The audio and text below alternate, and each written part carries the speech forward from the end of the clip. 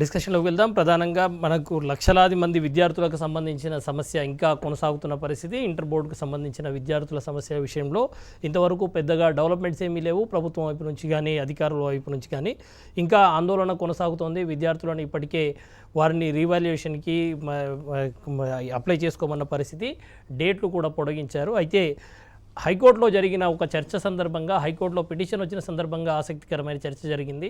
మొత్తం 9 లక్షల మంది విద్యార్థులకు సంబంధించిన పేపర్లన్నీ వాల్యుయేషన్ అంతా కూడా నెల రోజుల్లో కంప్లీట్ చేశామని చెప్పుకుంటున్న ఇంటర్ బోర్డు ఫెయిల్ అయిన 3 లక్షల మంది విద్యార్థులకు సంబంధించిన పేపర్లను వాల్యుయేషన్ వేసి రీవాల్యుయేషన్ వేసి వాడి రిజల్ట్ ఏంటో చెప్పండి అంటే మాత్రం 2 నెలల పాటు సమయం కావాలని చెప్పని కామెంట్ చేసిన పరిస్థితి. దానిపై హైకోర్టు కూడా సీరియస్ అయింది.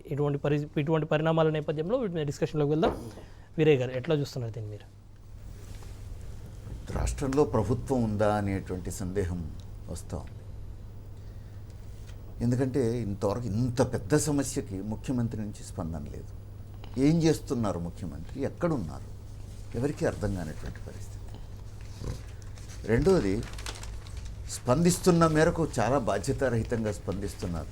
ప్రభుత్వం తరఫున ఎవరు స్పందించినా ఇప్పుడు ఉన్నతాధికారి చెప్తున్నటువంటి విషయాలు చూస్తే పుండు మీద కారం చల్లినట్టుగా ఉంది. చదవకపోతే ఫెయిల్ అవ్వడం సహజమని మాట్లాడుతున్నాడు. తెలవదా ఎవరికి చదవకపోతే ఫెయిల్ అవుతారని? లక్షలాది మంది ఈరోజు అన్యాయానికి గురయ్యామని చెప్పేసి లబోదిబోం అంటుంటే చదవకపోతే ఫెయిల్ అవుతారని చెప్పేసి ఇంటర్ బోర్డు అధికారి మాట్లాడడం అంటే ఎంత బాధ్యతారాహిత్యం ఇది. తర్వాత ఉచిత సలహాలు పడేస్తున్నారు. ఎవరు బాధపడొద్దట ఇంటర్మీడియట్ ఫెయిల్ అయినందుకు. డ్రైవింగ్ చేసుకొని బతకొచ్చట, ఐటీఐ చదవచ్చంట. ఇట్లాంటి వాళ్ళని ఏం చేయాలి? ఇది ఇప్పుడు జనం ఆలోచించాల్సింది. ఇలాంటి స్పందన ప్రభుత్వం వైపు నుంచి, అధికారుల వైపు నుంచి ఉంటే అది ప్రభుత్వమా లేకపోతే ఇంకేదన్నా అనేటువంటి ప్రశ్న సహజంగానే వస్తుంది. కడుపు తరుక్కుపోయి తల్లిదండ్రులు నడి రోడ్డున పడి లబోదిబోమంటున్నారు. పిల్లలు అన్యాయంగా ఆత్మహత్యల పాలవుతున్నారు. 16 మంది ఇప్పటికీ ఆత్మహత్య చేసుకున్నారు. అయినా ప్రభుత్వంలో చలనం లేదు. పైగా ప్రభుత్వం వైపు నుంచి చెప్తున్నటువంటి మాటలు ఏమిటి? ప్రతిపక్షాలే ఆత్మహత్యలను ప్రోత్సహిస్తున్నారు అని చెప్పేసి. ఆత్మహత్యలను ప్రోత్సహిస్తారా ఎవరన్నా? ఇప్పుడు ఆత్మహత్యలు జరిగితే అది ప్రతిపక్షాలే ప్రోత్సహిస్తున్నాయనేది నిజమైతే మరి తెలంగాణ ఉద్యమం సందర్భంగా ఆత్మహత్య చేసుకున్న వాళ్ళందరినీ కూడా టీఆర్ఎస్ నాయకత్వమే ప్రోత్సహించిందని ఆ రోజు కాంగ్రెస్ అన్నది. దాన్ని అంగీకరిస్తారా ఈరోజు? ఇంత బాధ్యతారహితంగా మాట్లాడితే ఎట్లా? ఒక సమస్య, తీవ్రమైన సమస్య ఎదురైనప్పుడు ఆ సమస్యను పరిష్కరించే వైపు దృష్టి పెడతారా? లేకపోతే ప్రతిపక్షాల మీద రాళ్ళేద్దామా, తల్లిదండ్రుల మీద రాళ్ళేద్దామా? ఆఖరికి నాగేశ్వర్ పోతే నాగేశ్వర్ని కూడా అరెస్ట్ చేశారు. అక్కడ ఎందుకు అరెస్ట్ చేశారు అని అంటే ఇక్కడ అనుమతి లేకుండా ఆందోళన చేస్తున్నారని చెప్పేసి. ఎవరి అనుమతి తీసుకొని ఇప్పుడు 3 లక్షల మందికి అన్యాయం చేశారు? ఫెయిల్ అయిన విద్యార్థుల గురించి ఇంత బాధ్యతారహితంగా మాట్లాడుతున్నారు. ఇంటర్ బోర్డు ఫెయిల్ అయింది కదా, ఇప్పుడు ప్రభుత్వం ఫెయిల్ అయింది కదా, మరి వీళ్ళు ఏం చేయాలి? ట్యాక్సీ డ్రైవర్లుగా బతుకుతారా? లేదా మళ్ళీ ఐటీఐలు పాలిటెక్నికల్ చదువుతారా? మరి ఏం చెప్తారు? పైగా ఫీజు రీకౌంటింగ్ చేయడం కోసం, ఫీజు కట్టుకోవడం కోసం తేదీలు పొడిగించారట. ఎందుకు ఫీజు కట్టుకోవాలి, ఎందుకు రీకౌంటింగ్ అప్లికేషన్ పెట్టుకోవాలి? తప్పెవరిది? ఇప్పుడు కోర్టు అదే అడిగింది కదా. తప్పేమో ఇంటర్మీడియట్ బోర్డుది, భరించాల్సినేమో మళ్ళీ డబ్బులు కట్టాలి, మళ్ళీ రీకౌంటింగ్ అప్లై చేసుకోవాలి విద్యార్థులు తప్పు. ఆ అధికారే ఉదాహరణ చెప్పాడు. కొన్ని మానవ తప్పిదాలు జరిగినాయి నిజమే. 99 మార్కులు వచ్చినటువంటి విద్యార్థికి 0 మార్కులను పడ్డాయి. వాళ్ళు అప్లికేషన్ పెట్టుకోకుండానే మేము పరిశీలించాం, అది తప్పని తేలింది. మరి ఈ 3 లక్షల మంది అప్లికేషన్ పెట్టుకోకుండానే ఎందుకు పరిశీలించరు? ఒకటి పరిశీలిస్తే బండ తప్పని తేలింది కదా. మరి ఈ 3 లక్షల మందికి వాళ్ళెందుకు అప్లికేషన్ పెట్టుకోవాలి, వాళ్ళెందుకు ఫీజు కట్టాలి, ఇంకా 2 నెలల పాటు ఎందుకు ఎదురు చూడాలి? అంటే నిన్నగాక మొన్న ఎన్నికలయ్యి పూర్తి మెజారిటీతో వచ్చినటువంటి ప్రభుత్వం ఇక పూర్తి మెజారిటీ మాకు వచ్చింది, ప్రతిపక్షం కూడా లేకుండా చేస్తే ఇక మాకు ఎదురు లేదనేటువంటి పద్ధతుల్లో ఆలోచిస్తున్న ప్రభుత్వం ఇక మేము ఏం చేసినా చెల్లుబాటు అవుతుందనేటువంటి బాధ్యతారహితమైనటువంటి వైఖరికి పోవడం అనేది చాలా తీవ్రమైనటువంటి విషయం. రైట్. నాగేష్ ముదిరాజ్ గారు, ఈరోజు ఎలా ఉందంటే తెలంగాణ రాష్ట్రంలో పరిస్థితి, అప్పుడెప్పుడో రోమ్ నగరం తగలబడుతుంటే చక్రవర్తి పీడలు వాయించిండంట. రాష్ట్రం ఒక దిక్కు అగ్నిగుండమై మండుతుంది. విద్యార్థులు రోజుకొకరికి చనిపోతారు, పువ్వుల్లా రాలిపోతారు. ఇవాళ కూడా ఇంక 2-3 చనిపోయారు. మొత్తం 20 మంది విద్యార్థులు చనిపోతే ముఖ్యమంత్రి ఎక్కడ ఉన్నాడండి? ప్రగతి భవన్లో దొరకడు, ఫామ్ హౌస్లో సేద తీర్చుకుంటున్నాడు. తన కుమారుడు యువరాజ్ అని చెప్పుకునే కేటీఆర్ గారు ప్రతి చిన్న విషయానికి మహేష్ బాబు సినిమా చాలా బాగుందని ట్వీట్ చేస్తాడు. వాడు ఎవడో రోడ్డు మీద పోతే దుప్పటి కప్పినా అని చెప్తాడు. ఎవరికో యాక్సిడెంట్ అయితే అంబులెన్స్ వేసినా అంటాడు. దాదాపు 10 లక్షల విద్యార్థులకు సంబంధించిన అంశం బాలరామ్ గారు ఇది. తల్లిదండ్రులు ఎంత ఆశ పెట్టుకున్నారు పిల్లలపైన. ముఖ్యంగా ఈ టీనేజ్ పిల్లలు లేదంటే భావోద్వేగాలు ఎక్కువ ఉంటాయి వాళ్ళకు, ఏదైనా మనసు మీద తీసుకుంటారు. తల్లిదండ్రులతో మాట్లాడుకుంటా పక్క రూమ్లో ఊరేసుకుంటున్నారు. అసలు ప్రభుత్వం ఉందా అనేది ఒక అనుమానం వస్తుంది. ఇంత అన్యాయమా? ఇప్పటిదాకా మంది ఎంత బాధ్యతరంగా మాట్లాడుతున్నారు. ఊడిగం చేస్తే నీకు ఆ పోస్ట్ వచ్చింది, సన్నాసి నువ్వు విద్యాశాఖ మంత్రి. కేసీఆర్కు నీకు ఎట్లా వచ్చింది ఆ పోస్ట్, నువ్వు ఏం సప్లై ఏం చేస్తే వచ్చిందో అందరికి తెలుసు ప్రజలకు. దాని మీదనంట ప్రతిపక్షాలు రాదాంతం చేస్తున్నాయంట. అంటే ఇంకా నయం, ఇంకా కాంగ్రెస్ పార్టీ పంపించింది విద్యార్థుల తల్లిదండ్రులు అనేది. దాని మీద రేపు వచ్చే త్రిసభ్య కమిటీ కూడా అదే చెప్తుంది. ప్రతిపక్షాలు కావాలని రాదాంతం చేస్తున్నాయి, మా తప్పే లేదు. కాకపోతే ఇంకా ఆంధ్ర వాళ్ళు పేపర్లు దిద్దారు. ప్రాంతీయ విద్వేషాలు కూడా సృష్టిస్తుంది. క్రిమినల్ కేసు బుక్ చేయాలి గవర్నమెంట్ మీద 101%.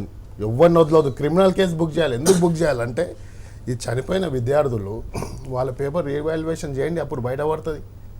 ఎవరైనా మంచిగా చదువుతాము, మంచి మార్కులు వస్తాయనేసి మనసు మీద తీసుకొని చనిపోయిన వాళ్ళు. చదువునోడే పోనీ ఈసారి కాకపోయినా నెక్స్ట్ టైం రాసుకోవచ్చు అనుకుంటారు. ఫస్ట్ వాళ్ళు 20 మంది ఎవరైతే చనిపోయినారో వాళ్ళ పేపర్లన్నీ రీవాల్యుయేషన్ చేయండి, చేసి క్రిమినల్ కేసు బుక్ అవుతుంది వాళ్ళందరూ గవర్నమెంట్ పైన. గ్లోబరీనా సంస్థ ఎవరిదో తెలుసు కదా, అంత ప్రజల అందరికీ తెలుసు. మీరు ఒక్కసారి సెల్ ఫోన్ ఓపెన్ చేస్తే మొత్తం అంత బండారం అంతా బయట పడుతుంది. కేటీఆర్ సంబంధం, దాంతో హరీష్ రావుకి సంబంధం. గవర్నెన్స్ ఫర్ గుడ్ ఫోరం ఎంత మంచి సంస్థ ఉంది. రాష్ట్రంలో ఏ చిన్న ఇన్సిడెంట్ జరిగినా కూడా వాళ్ళంతా వాళ్ళు డబ్బులు వేసుకొని హైకోర్టుకి వెళ్ళి ప్రజల పక్షాన పోరాడతారు. అందులో అంతా ప్రొఫెసర్లు ఉన్నారు, హెడ్ మాస్టర్లు ఉన్నారు, చదువుకున్న వాళ్ళు ఉన్నారు, అంత ఎడ్యుకేటెడ్ పర్సన్. వాళ్ళందరినీ కాదని నువ్వు ఏం ముందు వెనుక చూడకుండా వాళ్ళకి ఇచ్చేసి అప్పనంగా ఏదో వస్తుందనేసి విద్యార్థుల జీవితాలతో ఆడుకుంటే ఏం సమాధానం చెప్తారు ఇప్పుడు వాళ్ళ తల్లిదండ్రులకు మీరు? ఓకే, రవికుమార్ గారు. గత నెల రోజుల క్రితం కేసీఆర్ గారు సెల్ ఫోన్లో ఒక యువకుడు హల్చల్ చేస్తే వెంటనే రెస్పాండ్ అయినటువంటి సందర్భం చూసినాం. ఎందుకంటే అది ఎన్నికలకు అవకాశం కోసం తీసుకోవడానికా లేకపోతే ప్రజలను మభ్యపెట్టడానికా తెలియదు. కానీ ఒక యువకుడు భూమి గురించి సెల్ ఫోన్లో హల్చల్ చేస్తే సోషల్ మీడియా ద్వారా అంత తొందరగా రెస్పాండ్ అయినటువంటి ముఖ్యమంత్రి గారు ఈ రాష్ట్రం కోసం బలిదానాలు అయ్యి ఈ రాష్ట్రంలో ఏదైతే తమ హక్కుల కోసం పోరాడి రాష్ట్రం సాధించుకున్నటువంటి విద్యార్థి లోకం ఉందో అదే విద్యార్థులు మరొకసారి రాష్ట్రం వచ్చిన తర్వాత స్వరాష్ట్రంలో కూడా ప్రాణాలు కోల్పోతుంటే కేసీఆర్ గారు స్పందించకపోవడం చాలా విచారకరమైనటువంటి విషయం. అదేవిధంగా సహజంగా ఎవరైనా సరే ప్రైవేటు పైన వ్యవస్థ మీద నమ్మకం లేక ప్రభుత్వానికి పోతుంటారు. కానీ తన యొక్క రాష్ట్రంలో మాత్రం ఈ సెంటర్ ఫర్ గుడ్ గవర్నెన్స్ ఏదైతే ఉందో దాని మీద నమ్మకం లేక ప్రైవేటు సంస్థలకు అప్పగించడం, అందులో కూడా ఒక స్థాయి లేనటువంటి సంస్థకు అప్పగించడం ఏదైతే ఉందో తమ స్వలాభం కోసమే అప్పచెప్పిన అనే విషయం చాలా స్పష్టంగా అర్థమవుతుంది. ఇంకొక విషయం, ఈ రాష్ట్రాన్ని అధికారులు పరిపాలిస్తారా, పార్టీ పరిపాలిస్తారా అర్థం కానటువంటి విషయం తెలుస్తుంది. కేటీఆర్ గారు ఒక అధ్యక్షుని హోదాలో మేము కమిటీని నియమిస్తున్నామని చెప్పడం ఏదైతే ఉందో తమ యొక్క ప్రభుత్వాన్ని ఎవరు నడిపిస్తున్నారు అనేది ఒక షాడో నడిపిస్తుంది ఈ రాష్ట్రంలో. కేసీఆర్ గారు నడిపిస్తలేరు. కేసీఆర్ గారు ఫామ్ హౌస్లో పంతే కేటీఆర్ గారు హైదరాబాద్లో తిరుగుతూ తమ యొక్క అధికారాలని దుర్వినియోగం చేస్తున్నటువంటి దుస్థితి ఈ రాష్ట్రంలో కనిపిస్తుంది. ఒక రాష్ట్రంలో విద్యార్థి సంఘాల నాయకులు ఇంటర్మీడియట్ ముందర ప్రశ్నించడానికి పోతే అది ప్రభుత్వ వ్యవస్థనా లేకపోతే ప్రైవేటు వ్యవస్థనా? ప్రభుత్వ వ్యవస్థలో ప్రశ్నించడానికి హక్కులు లేవా? విద్యార్థులకు బేడీలు వేసి విద్యార్థుల నాయకులకు బేడీలు వేసి ఒక ఉగ్రవాదులను తీసుకుపోయినట్లుగా దేశ ద్రోహులను తీసుకుపోయినట్లుగా పోలీస్ స్టేషన్లకు తరలించడంలో విద్యార్థుల తల్లిదండ్రులు పోతే కూడా అనుమతించకపోవడం. టీఆర్ఎస్ నాయకుడికేమో ఇంటర్ బోర్డులోకి ఆఫీసులోకి పోవడానికి అధికారులను కలవడానికి అనుమతులు ఉంటాయి. కానీ ఈ రాష్ట్రంలో విద్యార్థుల యొక్క నాయకులు తమ పిల్లల యొక్క భవిష్యత్తును ప్రశ్నించడానికి ఆ యొక్క ఇంటర్ బోర్డు కార్యాలయానికి పోతే ఏ మాత్రం కూడా అనుమతి ఇవ్వకపోవడం ఏ విధమైనటువంటి ప్రభుత్వం నడుస్తుంది? నిరంకుశ ప్రభుత్వమా? ఇది రాజకీయానికి నిదర్శనమా అని మేము ప్రశ్నిస్తున్నాం. రైట్, అనూప్ గారు. బలనం గారు, దీని మీద ప్రజలకు కూలంకుషంగా వివరణ ఇవ్వడానికి నాకు ఒక 5 నిమిషాలు మీరు టైం ఇవ్వాలి. అంటే క్లారిటీగా ఫస్ట్ ఆఫ్ ఆల్ మొత్తం సబ్జెక్ట్ తెలిసి మాట్లాడాలి. ఇప్పుడు ఇక్కడ సెంట్రల్ ఫర్ గుడ్ గవర్నెన్స్ అనేది ఉంది ఏంటంటే only submission part. It is not accreditation for the acknowledgement of the results. ఇన్ని రోజులు చేసింది మ్యాగ్నెటిక్ ఇన్ఫోటెక్ అని చెప్పి హైటెక్ సిటీలో ఉన్న సంస్థ ఇన్ని రోజులు 15 సంవత్సరాలు కంటిన్యూ చేసింది. అయితే వాళ్ళు ప్రతిసారి రెన్యువల్ చేసుకుంటూ పోతే ఈసారి మీరు టెండర్గా ఈ గవర్నెన్స్లో పెట్టేసి మీరు టెండర్ ప్రక్రియలో పోవాలంటే ఆ టెండర్ ప్రక్రియలో భాగంగా L1 L2 అని చెప్పి 2 సంస్థలు వేసింది. గ్లోబరీనా సంస్థ కూడా IS standard certified accreditation company 15 years అంది IT ఇండస్ట్రీలో ఉన్న కంపెనీ. ఇప్పుడు దాని విషయంలో రాజు గారైంది, ఇంతకన్నా ముందు మ్యాగ్నెటిక్ ఇన్ఫోటెక్ సొల్యూషన్లో ఎవరైతే విజయరావు గారైంది, వీళ్ళిద్దరూ సమాన ఉన్నవారు. అయితే ఇక్కడ వచ్చేసేసండి ఇంకోటి రిజల్ట్ విషయంలో వచ్చేస్తే OMR షీట్లో బబ్లింగ్ చేయాల్సింది ఎగ్జామినర్ ఫస్ట్ థింగ్. అంటే 99 అనేది ఇప్పుడు 1 1 2 2 3 3 4 4 టోటల్ బబ్లింగ్ చేయాల్సింది 99లో 0 చేసిన తర్వాత ఫస్ట్ సైన్ ఎగ్జామినర్ పెట్టాలి, the person who have corrected the paper. దాని తర్వాత అది కరెక్టా కాదా అని చెప్పి స్క్రూటినర్ ఇంకో సంతకం పెట్టాలి. మీరు OMR షీట్ తీస్తే దాని తర్వాత that OMR sheet should transfer to concern software company. They need to upload. నేను చెప్పిన తర్వాత చెప్పండి మీరు. నేను చెప్తున్నా విద్యార్థి అప్పటి లోపల ఆత్మహత్య చేసుకుంటే ఏం చేస్తావు నువ్వు ఇక్కడ మీరు అదే మీరు మాట్లాడినప్పుడు నేను మాట్లాడినప్పుడు clarity. ఇప్పుడు అయితే ఈడదండి ఈ రోజు 100% తప్పిదం అయ్యింది. దానికి స్టూడెంట్స్ ఎవరైతే వచ్చారో వాళ్ళ ప్రాణాలు తిరిగి ఇయ్యలేము, వాళ్ళ తల్లిదండ్రుల శోభం మనం భరించలేము. ఇది ఒక 100% తప్పిదం. అది అధికారులదా, ఇప్పుడు మేము గవర్నమెంట్లో ఉన్నాం కాబట్టి నైతిక బాధ్యత మేము వహించాల్సింది, దాని నుంచి మేము పారిపోవట్లే. కానీ ఇప్పుడు త్రిసభ్య కమిటీ వేసాము, అసలు నిజం నిర్ధారణ ఏడైంది అంటే సాఫ్ట్వేర్ల ప్రాబ్లం అయిందా? ఇప్పుడు ఇంకోటి ఏంటండి, మనబడి.comలో అనేది మనం రిజల్ట్ ఇస్తాం. ఇప్పుడు రిజల్ట్ కొందరికి సెకండ్ లాంగ్వేజ్లో చేంజ్ అయింది, వేరే ఏ సబ్జెక్ట్లో చేంజ్ కాలేదు. If kind information go to అంటే ఉర్దూ వాళ్ళకి అరబిక్ మార్క్స్ పడ్డాయి, అరబిక్ వాళ్ళకి సంస్కృత్ మార్క్స్ పడ్డాయి, ఒకసారి 61 వచ్చి ఒకసారి 16 పడ్డాయి. ఇది ఒకటి ఇష్యూ అయింది. ఇంకోటి యాబ్సెంట్ ఫెయిల్ యాబ్సెంట్ పాస్ అనేది ఒకటి ఇష్యూ అయింది. అది ఏమైందంటే హైపర్ టెక్స్ట్ మ్యాప్ లాంగ్వేజ్లో HTML లాంగ్వేజ్లో వేరే సైట్ వాళ్ళు ఆ సర్వర్ని అటాక్ చేసి రిజల్ట్ తొందరలో ఇవ్వాలి, మా రేటింగ్ పెంచుకోవాలి, మా వెబ్సైట్ అది పెంచుకోవాలని చెప్పి చేయడం వల్ల ఏమైంది అని అంటే ఆ సెకండ్ లాంగ్వేజ్ డ్రాప్ డౌన్ లిస్ట్లో వాళ్ళు అరబిక్ ఉర్దూ అనేది వేయలేదు, ఓన్లీ 6 లాంగ్వేజెస్. చివరికి వెబ్సైట్ సెక్యూరిటీస్ కూడా సరిగ్గా లేని సంస్థ. నేను అదే చెప్తున్నా అక్కడ, ఎందుకంటే ఒక సాఫ్ట్వేర్ ప్రొఫెషనల్ గా నేను చెప్తున్నా అక్కడ ఏమైందో hyper text H reference link తీసుకున్నప్పుడు ఆ తప్పిదం వల్ల అయింది. అయితే ఓవరాల్ ఇది బయటి వాళ్ళు ఏమైనా హ్యాకింగ్ చేసేసి దాన్ని H reference markup lookup language ఏమైనా తేడా కొట్టిందా, లేకపోతే OMR షీట్లో అప్లోడ్ తేడా కొట్టిందా ఒకటి. ఇంకోటి ఇక్కడ 8,70,986 మంది రాస్తే అందులోకి 3 లక్షల మంది ఫెయిల్ అయ్యారు. పోయినసారి కూడా 3 లక్షల మంది ఫెయిల్ అయ్యారండి. ఉత్తీర్ణత 63%, ఈసారి 60%. అయితే నిన్న బాల హక్కుల సంఘము సెక్షన్ 304A కింద కేసు ఫైల్ చేసింది. అది causing death due to the negligence. అంటే అధికారుల తప్పుదం వల్ల ఎవరైతే చనిపోతే వాళ్ళకు నష్టపరిహారం ఏం చేయాలని చెప్పి 304 కింద నిన్న లంచ్ మోషన్ లో 3 కేసులు మూసేసింది. ఒక విషయం ఏది, గ్లోబరీనా సంస్థని మీరు బ్లాక్ లిస్ట్ లో పెట్టాలి, ఎవరైతే చనిపోయిన బాధ్యతలకు మీరు 50 లక్షల రూపాయలు నష్టపరిహారం చేయాలి. ఇంకోటి ఏమి ఇచ్చారండి, వీళ్ళందరికీ రీవెరిఫికేషన్ రీవాల్యుయేషన్ లేకుండా మీరు వాళ్ళందరికీ ఫీజు మాఫీ చేసి చేయాలి అని చెప్పి 3 విషయాలు చెప్పారు. చెప్పిన తర్వాత ఒక్క నిమిషం అండి, చెప్పిన తర్వాత ఇప్పుడు 5గురికి తప్పైందండి. ఒకటి నవ్య అనే టామిక్ తప్పైంది, ఇంకా 3గురికి తప్పైంది. అయితే మీరు నిన్న ఇంటర్మీడియట్ బోర్డు పోతే 146 ఫస్ట్ రోజు మాకు ఇది ఒకసారి మీరు మా పేపర్ స్కాన్ చేసి ఇమేజ్ చూపియండి అని చెప్పి అప్లికేషన్స్ వచ్చాయి. సెకండ్ డే రోజు 183 వచ్చాయి.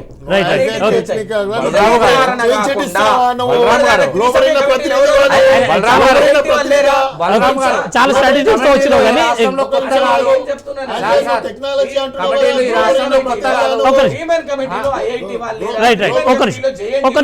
ఆయన రెస్పాండ్ ఎక్కడి నుంచి ఉండదు ఒక విషయం అంటే క్లీన్ చిట్ చేయడానికి వచ్చినావా ఇప్పుడు ఇక్కడికి? రైట్, నీవు అదే కంప్యూటర్ లో చూస్తున్నావు గ్లోబరీనా మీద. మొన్న క్రిమినల్ కేసులు బుక్ అయినాయి, గ్లోబరీనా వచ్చి ఇక్కడ ప్రొఫైల్ చదువుతున్నావు, వచ్చి గ్లోబరీనా ప్రతినిధి టిఆర్ఎస్ నుంచి వచ్చినావా, గ్లోబరీనా నుంచి వచ్చినావా, విద్యార్థుల గురించి మాట్లాడాను. మళ్ళీ బలరాం గారు ఇంత పెద్ద ఇష్యూ జరుగుతుంటే ఒక సిన్సియర్ ఆఫీసర్ గా నిన్న దాకా ఉండి ప్రభుత్వం పట్ల నిర్లక్ష్యానికి గురైనటువంటి జనార్దన్ రెడ్డి గారు నిన్న మాట్లాడినటువంటి తీరు ఎంత బాధ్యత రాహిత్యం అండి. ఆయన మాట్లాడినటువంటి తీరు సమర్థనీయమా? గతంలో టీఆర్ఎస్ ప్రభుత్వం అంటే వీళ్ళ సంవత్సరానికి ఎవ్రీ ఇయర్ కాదండి బలరాం గారు, every year paper leakage common అన్నమాట. గత సంవత్సరం వెబ్సైట్ లో 3 సార్లు లీకేజ్ అయింది. మెడిసిన్ లో ఏం లాభం ఉంది? కాకతీయ యూనివర్సిటీలో 100కు 105 మార్కులు వేసారు. ఏం చర్యలు తీసుకున్నారు? ఈ రోజు ప్రభుత్వానికి చిత్తశుద్ధి ఉందా ఇంటర్మీడియట్ పట్ల? ఒక్క నిమిషం వీరయ్య గారు, ఇప్పుడు గత సంవత్సరం కూడా సుమారు 3 లక్షల మంది ఫెయిల్ అయిన మాట నిజం కావచ్చు, కానీ అప్పుడు ఎందుకు ఇంత ఆందోళన జరగలేదు? ఇప్పుడు ఎందుకు జరుగుతుంది? అంటే ఇప్పుడు వాళ్ళు రాసిన దానికి వచ్చిన మార్కులకు సంబంధం లేకుండా గందరగోళం జరిగింది అనేది ఒక వాస్తవం, అది తేలినటువంటి విషయం. అందువల్లనే ఇంత ఆందోళన ఇప్పుడు జరుగుతూ ఉంది. దాని పట్ల ప్రభుత్వం ఎట్లా స్పందించాలి? రెండోది, ఇంత జరిగిన తర్వాత కూడా మనం కాంట్రాక్ట్కి అప్పచెప్పినటువంటి ఒక సంస్థని ఇంత సమర్థించుకోవాల్సిన అవసరం ఉందా? ప్రభుత్వానికి కానీ అధికార పార్టీకి కానీ ఎందుకు సమర్థించాలి? అసలు వాళ్ళ సంగతి ఏందో చూడాలి కదా ఇప్పటికైనా. దాన్ని సమర్థించాల్సిన అవసరం ఏంటి? దాన్ని సమర్థిస్తున్నా కొద్దీ అనుమానాలు పెరుగుతాయి. ఎందుకు అనుమానాలకు అవకాశం ఇస్తున్నారు? ఇది ఒక ప్రశ్నగా వస్తుంది. మూడోది ఏమిటి, ఇంత తీవ్రమైనటువంటి ఆ సమస్య ముందుకు వచ్చినటువంటి సమయంలో వందలాది మంది విద్యార్థుల తల్లిదండ్రులు ఆఫీస్ దగ్గరికి వస్తారు, వాళ్ళ బాధలు చెప్పుకోవాలనుకుంటారు, అధికారులను కలవాలనుకుంటున్నారు. కానీ ఈరోజు మొత్తం పోలీసు దిగ్బంధనం చేసేసి ఆ తల్లిదండ్రులు కానీ విద్యార్థులు కానీ అధికారులను కలిసే అవకాశం లేకుండా చేశారు. మరి ఎవరికి చెప్పుకోవాలి ఇప్పుడు? వాళ్ళు మంత్రులు దొరకరు, ముఖ్యమంత్రి అసలు దొరకరు, కనిపించరు, స్పందించరు. మరి వీళ్ళందరూ ఎవరికి చెప్పుకోవాలి? మంత్రి గారు కూడా ముఖ్యమంత్రి గారిని ఆదర్శం తీసుకున్నట్టు ఆయన అక్కడి నుంచే మాట్లాడుతున్నారు, సూర్యాపేట నుంచే మాట్లాడుతున్నారు. మరి ఇప్పుడు ఎవరికి చెప్పుకోవాలి? అసలు ఇప్పుడు మనం అరణ్యంలో ఉన్నామా, ప్రజాస్వామ్యంలో ఉన్నామా, ఇక్కడ ప్రభుత్వం ఉందా లేదా, ఏం చేయాలనేటువంటిది అర్థం కానటువంటి పరిస్థితుల్లో ఉన్నారు ఇప్పుడు. రైట్. ఇంతకుముందు జనార్దన్ రెడ్డి గారికి జిహెచ్ఎంసీ కమిషనర్గా చేసినప్పుడు చాలా మంచి పేరు వచ్చింది. పరీక్ష మంచిగా రాయకపోతే ఎవరైనా ఫెయిల్ అవుతారంటే ఈయన వచ్చి నీతులు మాట్లాడుతున్నాడు. తల్లిదండ్రుల ఆవేదనను చూసి ఒక ప్రొఫెసర్ గారు నాగేశ్వరరావు గారు పలకరించడానికి వెళ్తే ఈడ్చి పడేసిరు. ఆయన ఏం ధర్నా చేయడానికి పోలే అక్కడికి, పలకరించడానికి పోయిన అక్కడికి. ఆయన ఇంకా ఉచిత సలహా ఏమిస్తారు? రీవాల్యుయేషన్, రీకౌంటింగ్ చేసుకోండి, 100 రూపాయలు. శవాల మీద మురుమురాలు ఏర్కుంటుంది ప్రభుత్వం. 600 100 రూపాయలకు ఉచిత సలహాలు ఇస్తారా మీరు? ఆడ చనిపోతుంటే విద్యార్థుల తల్లిదండ్రులు వచ్చి ఆడ బాధపడి కన్నీరు గారుస్తుంటే 600 కట్టండి, 100 రూపాయలు కట్టండి, 2 రోజులు పెంచుతాము, ఏం బిచ్చమిస్తున్నారా మీరు? ఆ డబ్బులతోనే మనం మీ ఖజానా నింపుకోవాలని చూస్తున్నారా? బలరాం గారు, ఈరోజు ఎవరేమైనా సరే రాజకీయాలు అతీతంగా స్టూడెంట్స్ కానీ వాళ్ళ పేరెంట్స్ కానీ మనోధైర్యం నింపాల్సిన బాధ్యత ఈరోజు రాజకీయ నాయకులుగా ప్రతి ఒక్కరికి ఉంది. నేను రాజ్ న్యూస్ ద్వారా స్టూడెంట్స్ యొక్క తల్లిదండ్రులు కూడా చెప్తున్నా, దయచేసి మీ పిల్లల పైన మీరు ఒత్తిడి తేకండి, మీరు చదవట్లేరు, మీ లైఫ్ ఇంతే అది ఇది అని చెప్పేసి. ఇప్పుడు ప్రస్తుతానికి 3 మెన్ కమిటీ వేశారు. టోటల్ 3 మెన్ కమిటీ తర్వాత అందరు ఇమేజెస్ కాపీ, అంటే వాళ్ళు ఏదైతే వాళ్ళ సొంత చేతులతోని ఎగ్జామ్ రాశారో ఆ స్కాన్ చేసి ఇమేజ్ కాపీలు అప్పచెప్పడానికి కూడా 3 మెన్ సభ్య కమిటీ నిన్న మాట్లాడింది. నిన్న సాయంత్రం సుమారుగా 6:30 గంటలు చర్చలు చేసింది. చేసిన తర్వాత ఎవరు ఏం పేపర్ రాశారో వాళ్ళ మార్కులకు వాళ్ళు మాట్లాడే అవకాశం ఉంది. ఇప్పుడు ఇది ఒకటి బయటికి వెళ్ళిన విషయం. నేను ఒక విషయం చెప్తాను. రివాల్యుయేషన్ చేసుకుంటే వీళ్ళు చెప్పే ప్రకారం, అనూప్ గారు చెప్పే ప్రకారమే నిన్నటి దాకా చాలా మందికి రివాల్యుయేషన్ చేసింది కదా, వాళ్ళకి స్కానింగ్ కాపీలు ఎందుకు ఇవ్వడం లేదు? యాజ్ పర్ ఇంటర్మీడియట్ నామ్స్ ప్రకారం స్కానింగ్ కాపీ ఇవ్వాలి. నేను ఒక ఎగ్జాంపుల్ చెప్తాను సార్. ఇంటర్మీడియట్ 0 మార్క్ వచ్చినప్పుడు కూడా ఒక పేరెంట్ తో నేను మాట్లాడితే ఆ అబ్బాయి అదే పేపర్ ఏదైతే నెల రోజుల క్రింద రాసిండో అదే పేపర్ అదే పేరెంట్ ముందర మళ్ళీ ఒకసారి చేసి అబ్బాయికి 67 మార్కులు వచ్చినాయి ఆ పేపర్లో. ఎవరైతే ఎక్స్పర్ట్ తోటి తను వాల్యుయేషన్ చేయించాడు, ఒక పేరెంట్ వేరే ఎక్స్పర్ట్ కాడికి తీసుకుపోయి ఆ పేపర్ ని వాల్యుయేషన్ చేస్తే అదే స్టూడెంట్. నేను చెప్పేది అధికారికం గురించి చెప్పట్లే, అధికారికంగా చెప్పట్లే, అది అన్అఫీషియల్. నేనేమంటున్నాను అనూప్ గారు అంటే నేను అదే క్వశ్చన్ పేపర్ ని ఆ స్టూడెంట్ చేశాడు అంటున్నా. అనూప్ గారు మాట్లాడేది అంటే అర్థం లేదు అసలు. నేను ఏమంటాను, నేను క్వశ్చన్ పేపర్ ఇంటికి తీసుకొని పోయి నేను చేసుకోవడానికి అవకాశం లేదా? ఏం మాట్లాడుతున్నాను? నేను చెప్తా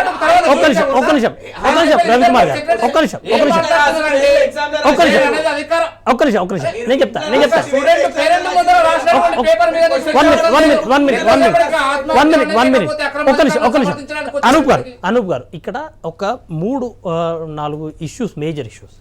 ఒకటి, గ్లోబరీనా సంస్థ మీద ఇప్పటికే వివాదాలు ఉన్నాయి. అటువంటి వివాదాస్పద సంస్థను ఎంచుకోవాల్సిన అవసరం వచ్చింది.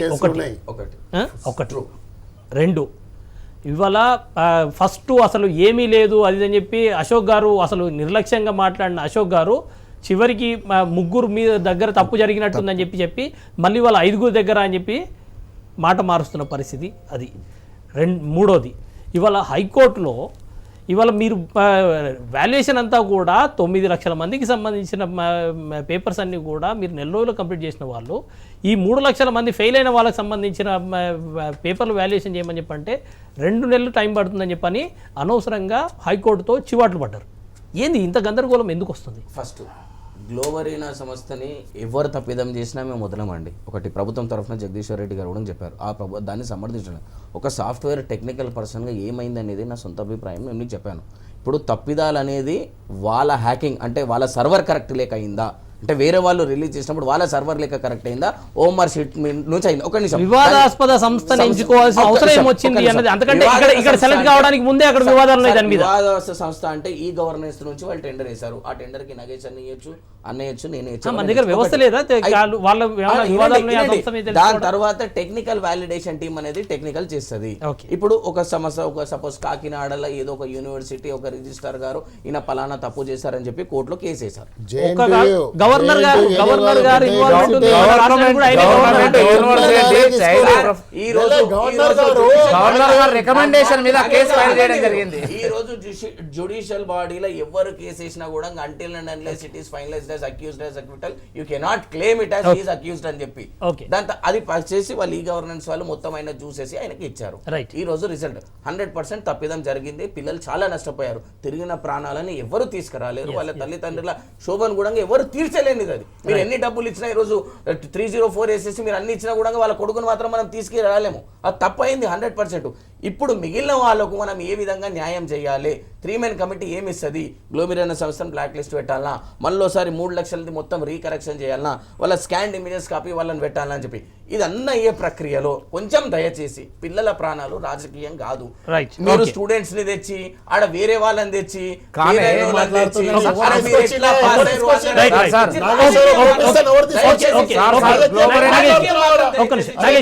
నాగేష్ గారు మీరు ఫైనల్ గా ఏం చెప్తారు ఈ సబ్జెక్ట్ మీద? మనం వేరే సబ్జెక్ట్ జడ్జితో వేయాలి ఫస్ట్, దాని మీద జడ్జితో విచారణ చేయాలి. తాగుబోతుల రాష్ట్రం చేసేసినట్టు ముఖ్యమంత్రి ఎందుకో చెప్తున్నా వినండి. ఈ రాష్ట్రంలో ఎవ్వడు చదువుకోవద్దు, తాగుబోతుల్లోకేమో రాత్రి 2 గంటలు 3 గంటల వరకు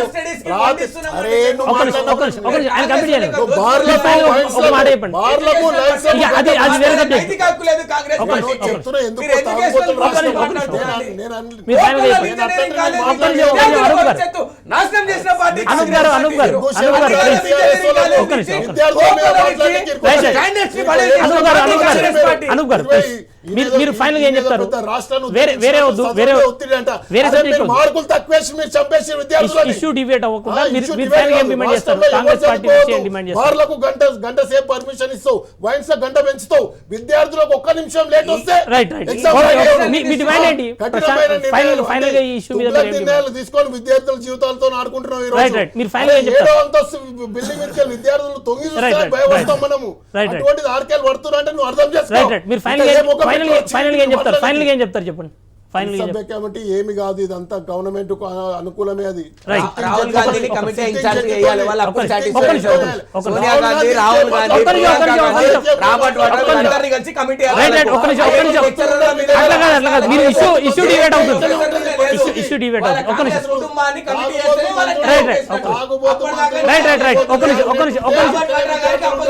రైట్ రవికుమార్ గారు మీరు ఫైనల్ అనూప్ గారు ప్లీజ్ ఇష్యూ డిబేట్ చేయకండి.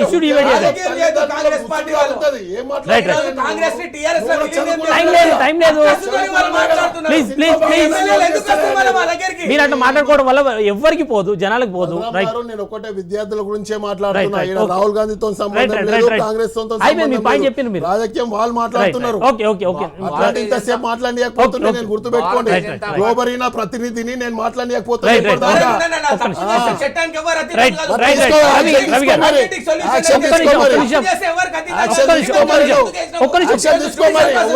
డిస్కషన్ మీనింగ్ఫుల్ గా పోవాలి.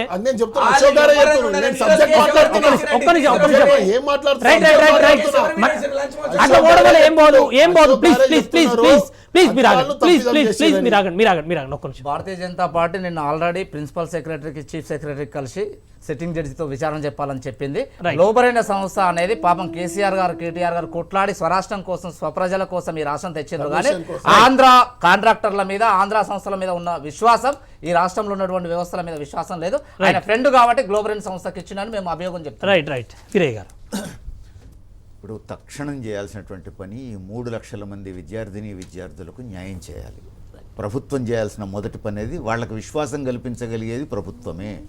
ముఖ్యమంత్రి బహిరంగంగా వచ్చి ఈ 3 లక్షల మందికి న్యాయం చేసేందుకు ఏం చేయబోతున్నారో చెప్పడం ద్వారా ముందు వాళ్ళ ఆందోళనలను ఉపశమనం కల్పించడానికి అవకాశం ఉంటుంది.